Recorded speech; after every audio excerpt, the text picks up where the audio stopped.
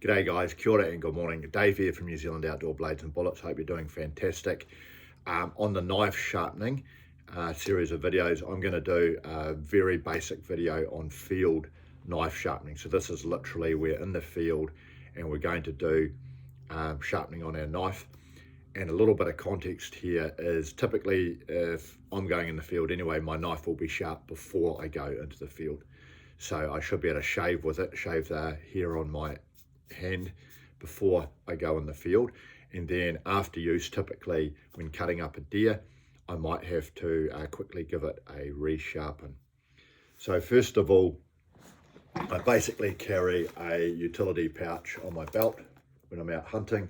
And in this utility pouch, I've got some field sharpening items. So it's amazing what you can fit in these little pouches. So one of them is I will carry just a traditional butcher's steel. These are very, very common, or were very common in New Zealand. I just sent one over to the States to my buddy Daniel in Washington, but they're basically like a small file.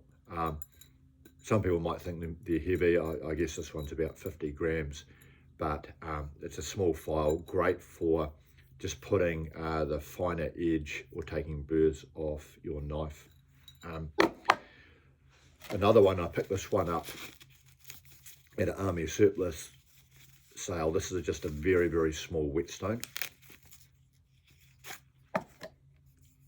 Very, very small. And how you can use this, there's two ways that there's one way I use this. So I've got my knife and I'll have a knife on my knee here, and I'll typically for this,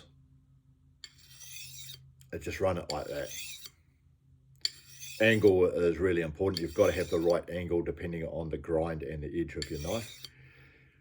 But this is a sort of a step above the steel, whereas the steel will just take the burrs off the edge and give it a real re-hone. This will provide a slightly better edge.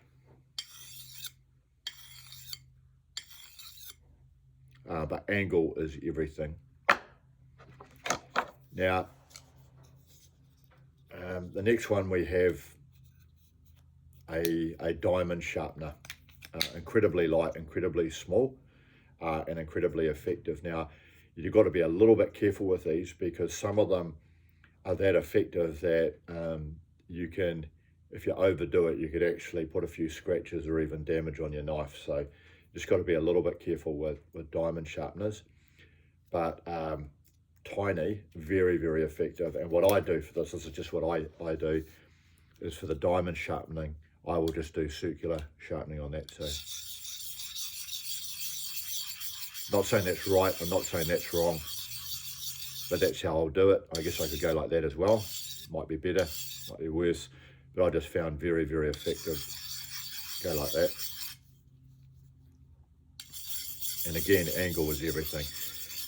I won't go into angles today, but if you get the angle wrong when you're sharpening a knife, you're probably going to actually blunten it or damage it.